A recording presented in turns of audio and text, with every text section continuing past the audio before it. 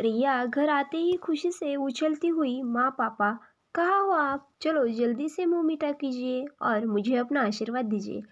आखिर जिस दिन का मुझे इंतज़ार था वो आ ही गया। राजेश जी, बिटिया हमारा आशीर्वाद तो सदैव तुम्हारे साथ है, पर ये तो बताओ हुआ क्या है जो तुम इतनी खुश हो रही हो। रिया, पापा मेरे प्रमोशन के साथ साथ कंपनी मुझे 2 साल के लिए विदेश भेज रही है। सच इसी दिन का तो इंतज़ार था मुझे। कितने सपने देख रखे थे मैंने, जिन्हें पूरा करने का वक्त आ गया है। बहुत खुश हो आज मैं पापा। रिया अपनी खुशी में लगातार बोले जा रही थी, लेकिन इस दौरान एक बार भी उसकी नज़र माँ पापा के उतरे चेहरे पर न गई।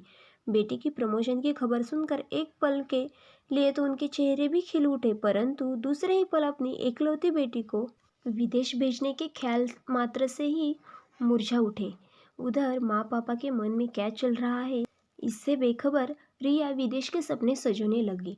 इधर राजेश जी व उनकी पत्नी सुषमा जी बिटिया की खुशियों के रास्ते में नहीं आना चाहते थे।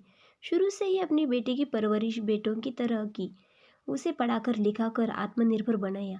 बेटी का हंसता मुस्कुराता चेहरा ही उनकी जिंदगी की सबसे बड़ी उपलब्धि रही, लेकिन अब भावनाओं में बहकर उसकी सफलता के आड़े नहीं आना चाहते थे। बस इसलिए दिल पर पत्थर रख रिया के जाने की तैयारियां करने लगे। कभी कभी माँ की आंखें लाल देखकर रिया ने पूछा भी, पर सुषमा जी ने बड़ी सफाई से जवाब दे दिया। कभी पापा का उतरा चेहरा देख पूछती तो वे भी हल्का सा सीने में दर्द है कहकर टाल देते। तैयारियों में समय का पता न चला और रिया के जाने का दिन आ गया। अपने दिल पर पत्थर रख माँ पापा ने पहली बार अपने कलेजे के टुकड़े को अपने से दूर किया। जब तक रिया आंखों के सामने थी जैसे तैसे खुद को संभाले रखा, लेकिन उसके जाते ही दोनों पति पत्नी एक दूसरे के गले लग फुट फुट कर रोए। फिर खुद ही एक दूसरे को समझाया, बेटी है कल को ससुराल भी जाएगी, हमें खुद को मजबूत बनाना पड़ेगा। और फिर यह सब उसके उज्जवल भविष्य के लिए ही सब कर रहे हैं। इधर रिया भी खुशी खुशी विदेश पहुंच तो गई, लेकिन अब उसे माँ पापा से दूर होने का एहसास सताने लगा। काम से लौटने पर माँ भूख लगी है, बस इतना कहने के बाद वो माँ का स्नेह, पापा से पूरे दिन के रूटीन पर बात करना जो उसकी आदत में था, परंतु अब ऐसा न हो पाता। लौटते ही उसे अपने लिए खुद खाना बनाना पड़ता, चाहे कितनी भी थकान क्यों न हो, अपने सारे काम खुद करने पड़ते। कुछ ही दिनों में उसे माँ पापा और अपने प्यारे घर की यादें सताने लगी। बात करने के लिए फ़ोन लगाती तो जहाँ माँ पापा अपने दिल को समझाते हुए हंसते हुए बात करते, वही रिया अपनी भावनाओं को पर नियंत्रण खो बैठती। एक दिन ऑफिस से वापस आई तो उसे बुखार था। बिस्तर से उठने की हिम्मत नहीं हो रही थी।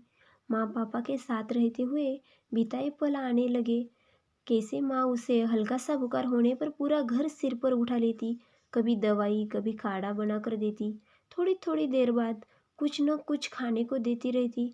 वह भी छोटी बच्ची बन माँ की गोद में सिर रख सो जाती और माँ का प्यार उसे बालों को सहलाना, ऐसा आनंद अब कहा।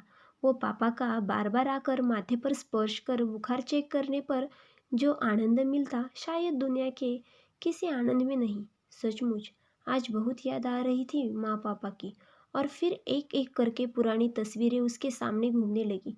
वो माँ की आंखें बार बार लाल होना, पूछने पर कुछ चला गया कहना, पापा का सीने का दर्द और फिर कुछ उल्टा सीधा खा लिया था कहकर आंखें बचाना, अब उसको अच्छी तरह समझ आ चुका था। विदेश की चकाचौंध के बहकावे में आकर जिस खुशी को पाने की चाहत उसे यहाँ खींच लाई थी, वह खुशी तो मात्र एक भ्रम है, जबकि असली खुशी हमारे अपनों के बीच बसी है। सचमुच परिवार से बड़ी कोई दौलत नहीं और अपनों से दूर कोई जिंदगी नहीं।